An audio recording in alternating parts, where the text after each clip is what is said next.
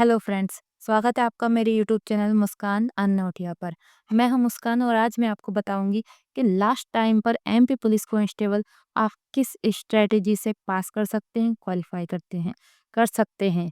तो बिना time waste किए जल्दी से जान लेते हैं कि वो कौन से चैप्टर्स हैं और किस तरीके से आप पढ़ाई करके एग्ज़ाम क्वालिफाई कर पाएंगे, भले ही आपके पास कितना भी कम समय बचा हो। तो देखिए, सबसे पहले जो स्ट्रेटजी है ना, वो सिंपल सी है कि देखिए, अगर आप पूछेंगे कितने घंटे पढ़ना है, 6 घंटे निकाल लो, काफ़ी है। बस 6 घंटे निकालो, चाहे आपके एग्ज़ाम के 7 दिन बचे हों या फिर 5 दिन भी बचे हों, तो लगभग 6 से 7 घंटे का टाइम आप निकाल लीजिए। आप अभी जिस स्थिति में हो, उससे बहुत अच्छी स्थिति में आप पहुंच जाओगे अगर आप मेरे बताए हुए इस ट्रिक को फॉलो करोगे। ठीक है? तो हम सबसे पहले जान लेते हैं, मैंने कुछ चैप्टर्स लिख कर रखे हैं आपके लिए, जो कि मैंने देखा है कि हमेशा इसमें से 2 से 3 क्वेश्चन आते हैं।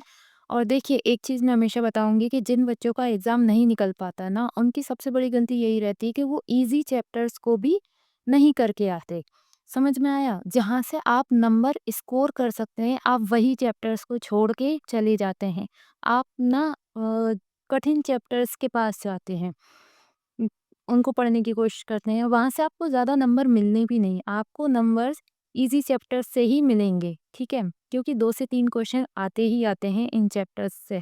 चाहे कोई सा भी एग्ज़ाम नहीं, मतलब चाहे कोई सी भी शिफ्ट हो, हर शिफ्ट में इन चैप्टर्स से नंबर्स वो क्वेश्चंस देखने को मिलते ही हैं। तो आप इन चैप्टर्स को ज़रूर करके जाएँ, ताकि आप इनके क्वेश्चंस को जल्दी से सॉल्व करें और आगे दूसरे क्वेश्चंस पर जंप कर सकें। तो मैथ्स, सबसे पहले हम बात करते हैं मैथ्स की। मैथ्स में आपको अगर मैं बताऊँ, तो टाइम एंड वर्क ज़रूर करना है, ठीक है? इसके 2 से 3 क्वेश्चन आते ही आते हैं और अगर आप इन्हें सॉल्व नहीं कर पा रहे हो ना, तो आप बहुत बड़ी गलती कर रहे हो। देखिए, पास होने के लिए ना 1 ही नंबर चाहिए होता है और फेल होने के लिए भी 1 नंबर कम चाहिए होता है। इसलिए तो फिर जब 2 से 3 क्वेश्चन आ रहे हैं, तो हम क्यों छोड़ें अपने 2 से 3 नंबर, ठीक है? तो टाइम एंड वर्क आपको करके जाना है मैथ्स में। परसेंटेज, देखिए, ये जो परसेंटेज वाला चैप्टर है ना, मेरा पर्सनली एक्सपीरियंस है और टीचर्स भी कहते हैं कि अगर आपने परसेंटेज पढ़ लिया ना, तो आपके 2 से 3 चैप्टर्स अपने आप कंप्लीट हो वो क्लियर हो जाते हैं, है ना? तो परसेंटेज आपको पढ़ के जाना है, चाहे कुछ भी हो जाए, ठीक है? तीसरा चैप्टर है प्रॉफिट एंड लॉस। देखिए, इससे भी बहुत क्वेश्चन आते हैं, लगभग 2 से 3 क्वेश्चन इसके आते ही हैं। एक आध क्वेश्चन सरल आता है, दूसरा क्वेश्चन शायद उससे थोड़ा कठिन हो सके और तीसरा क्वेश्चन एडवांस लेवल का हो सकता है। ऐसे करके इससे इसमें 2 से 3 क्वेश्चन आते हैं इस चैप्टर से। चैप्टर नंबर 4 है आयु, यानी एज, ठीक है? तो इसके भी 2 से 3 क्वेश्चन आते हैं। अब मैं ऐसा क्यों बोल रही हूँ? क्योंकि देखिए, जो बच्चे बिल्कुल भी पढ़ाई नहीं करते, अब एग्जामिनर को उनकी भी तो लाज रखनी है ना, कि जिन्होंने मेहनत नहीं की, जिन्होंने पढ़ाई नहीं, कम से कम वो 10-20 नंबर तो ला सकें। तो कुछ जो हैं क्वेश्चंस, वो बहुत इजी आते हैं, ठीक है? और वो इन्हीं चैप्टर्स से आते हैं। तो और रही बात एडवांस लेवल के क्वेश्चंस की, तो पहले इजी कर लो, एडवांस भी आ ही जाएगा। और सच कहूँ तो एमपी पुलिस कांस्टेबल के एग्ज़ाम में एडवांस क्वेश्चंस आते ही नहीं हैं। बहुत ही सिंपल लेवल होता है क्वेश्चंस का, तो ज़्यादा टेंशन लेने की ज़रूरत नहीं। आपको बस ये चैप्टर्स अच्छे से पढ़ लेने हैं। इनमें जितने भी तरीके के सवाल हैं, जितने भी टाइप्स हैं क्वेश्चंस के, वो सभी आपको अच्छे से कर लेने हैं। मैं आपसे ये नहीं कह रही कि आप 200-250 क्वेश्चन लगाओ किसी चैप्टर के। मैं आपसे बस ये कह रही हूँ कि अगर मान लीजिए 5 टाइप्स के क्वेश्चन हैं, तो 5 टाइप्स में सिर्फ 1 क्वेश्चन करना है आपको। यानी 5 सवाल करने हैं और उन पाँचों सवालों का पैटर्न जो है, वो अपने दिमाग में इस कदर छाप लेना है कि आप एग्ज़ाम में जैसे ही क्वेश्चन पढ़ो, आपको समझ में आ जाए कि ये इस तरीके से होगा। ठीक है? समझ में आ गया? क्या कह रही हूँ मैं? अब हम बात करते हैं रीज़निंग की। लेकिन 1 मिनट, उससे पहले मैं आपको बता दूँ कि अगर एडवांस मैथ का आप जानना चाहते हो, तो एडवांस मैथ में से एमपी पुलिस कांस्टेबल में आते हैं ज़्यादातर सवाल वृत्त, शंकु और एक और है समांतर चतुर्भुज, ठीक है? इनसे आते हैं। और बाकी ज़्यादा कोई चैप्टर्स से नहीं आते, कभी-कभी क्रमचय संचय से आ जाता है, ठीक है? तो आप कर लेना इन चैप्टर्स को। और रीज़निंग आप कर ही लोगे, रीज़निंग तो सभी कर लेते हैं, वही कोडिंग, डिकोडिंग और एनालॉजी, ब्लड रिलेशन, ये चैप्टर्स हैं, इन्हीं से आते हैं। डाइस और मिरर और इसी तरह के क्वेश्चंस आते हैं। रीज़निंग तो सिंपल है। और जीएस का भी मैं आपको बता दूँ, जीएस ज़्यादा डीप नहीं आती, तो अभी भी अगर आपके पास 6 से 7 दिन हैं तो आप आराम से सारा सिलेबस कर सकते हो भाई, कर सकते हो, टेंशन लेने की ज़रूरत नहीं है। मैंने भी किया है, ठीक है? मैंने बहुत कम दिनों में एमपी पुलिस कांस्टेबल की तैयारी करके उसको क्वालीफाई भी किया, ठीक है? इसलिए मैं बोल रही हूँ पेपर सिंपल आता है, थोड़ा माइंड को रिलैक्स रखना, टेंशन मत लेना कि हमने कुछ नहीं पढ़ा है तो अब लास्ट टाइम पे क्या ही पढ़ेंगे। भाई लास्ट टाइम पे भी बहुत कुछ हो सकता है, ठीक है? बहुत से लोग करते हैं, मैंने भी किया है और आप भी कर सकते हो। जब जब मैं कर सकती हूँ, जब घर के काम के साथ जब मैं अपनी पढ़ाई जारी कर सकती हूँ, तो आप तो मुझसे अच्छी स्थिति में हो भाई। तो फिर आप, अगर आप लड़के हो तो भाई आपको तो घर का तो काम भी नहीं करना। थोड़ी, अगर मान लीजिए आप कोई काम धंधा भी करते हैं, तो थोड़ी दिनों के लिए छुट्टी ले लीजिए ना, 5-7 दिन की छुट्टी ले लीजिए और अपनी पढ़ाई पे फ़ोकस कर लिए। देखिए जो एग्ज़ाम है ना, गवर्नमेंट एग्ज़ाम में बहुत बड़ी ब्लेसिंग होता है, ठीक है? और ये चीज़ ज़रूरी नहीं है कि नौकरी ही लगे या पैसे ही मिलें। ये जो चीज़ें होती हैं ना, बहुत अच्छा अनुभव देकर जाती हैं अपनी लाइफ़ में। क्योंकि मैंने खुद किया है, तो मुझे पता है कि गवर्नमेंट एग्ज़ाम क्वालीफ़ाई करने से पहले मैं क्या थी और क्वालीफ़ाई करने के बाद मैं क्या हूँ, तो बहुत अंतर आता है हम में खुद में भी। इसलिए कोशिश करें कि एग्ज़ाम आपको क्वालीफ़ाई करना ही है किसी भी कीमत पे।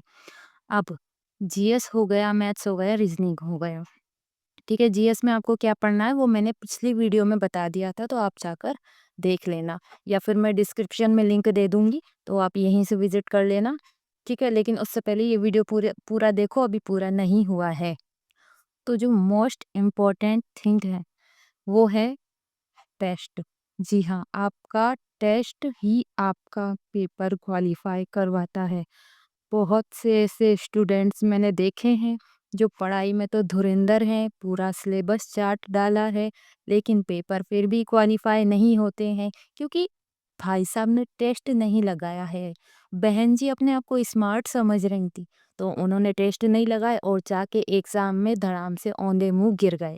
ठीक है, तो अपन को औंधे मुंह नहीं गिरना है, अपन को टेस्ट लगा के जाना है, पहले से प्रैक्टिस करके जानी है।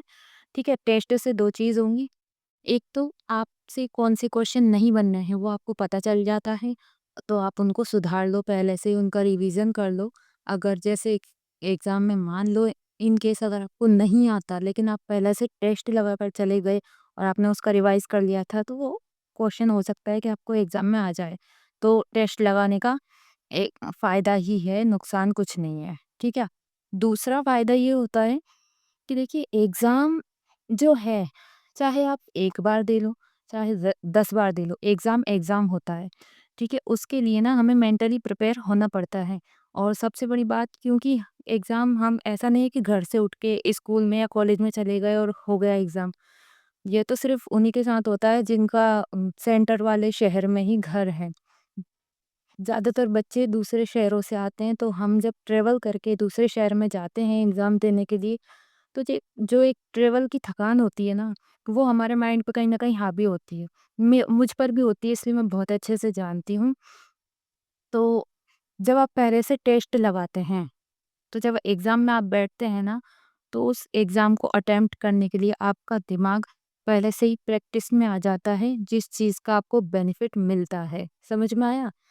तो आपको टेस्ट लगाना है और आज से आपके एग्ज़ाम के चाहे कितने भी दिन रहे हों, नहीं, चाहे कितने भी नहीं हैं, अगर मिनिमम आपके एग्ज़ाम के 15 या 20 दिन रहे हैं, तो आप टेस्ट लगाना शुरू कर दीजिए भई। क्योंकि 15 से 20 टेस्ट तो लगने ही चाहिए अगर आपको एग्ज़ाम क्वालीफ़ाई करना है तो। और मान लो इससे कम समय आपके पास है, तब भी कोई बात नहीं है। टेस्ट लगाइए भई, अपनी गलतियों को ढूँढिए, उनको कवर कीजिए और जहाँ कमी रह रही है उसको पूरा कीजिए, ठीक है? अपना काम है पढ़ना, समझ में आया? तो अच्छे से पढ़ाई कीजिए, हो जाएगा, इतना ज़्यादा टेंशन लेने की ज़रूरत नहीं है।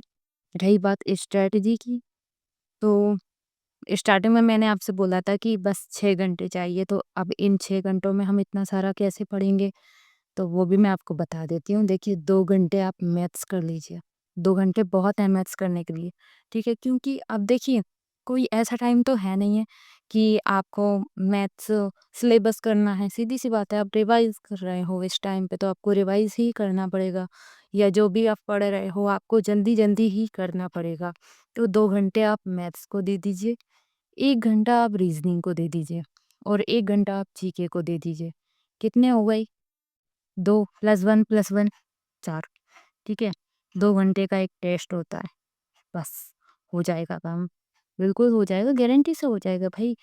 लेकिन गारंटी से हो जाएगा इसलिए कह रही हूँ क्योंकि मुझे आप पर विश्वास है कि आप में इतनी तो बुद्धि है कि आप अगर पढ़ रहे हैं, एग्ज़ाम में बैठ रहे हैं, तो आप मतलब अच्छे से कर आएँगे एग्ज़ाम। क्योंकि जब कॉम्पिटिशन में उतरे हैं तो फिर सीधी-सी बात है, पढ़ाई तो की होगी आपने, इंटेलिजेंट तो होंगे ही। और सबसे इम्पोर्टेंट बात, खुद को कमज़ोर ना समझें, बिल्कुल भी ना समझें। खुद पर जो विश्वास होता है ना, वो सबसे बड़ी चीज़ होती है। इसलिए खुद पर विश्वास रखें, अच्छे से पढ़ाई करें, अभी भी कुछ नहीं गया है, स्ट्रैटेजी को फ़ॉलो करें और टेस्ट लगाएँ। और इससे पहले कि एग्ज़ाम आपको फोड़े, क्यों ना आप ही एग्ज़ाम को फोड़ दो, और एग्ज़ाम को फोड़ने के लिए पढ़ाई करनी पड़ेगी। So best of luck for your exam. मिलते हैं नेक्स्ट वीडियो में। Thank you.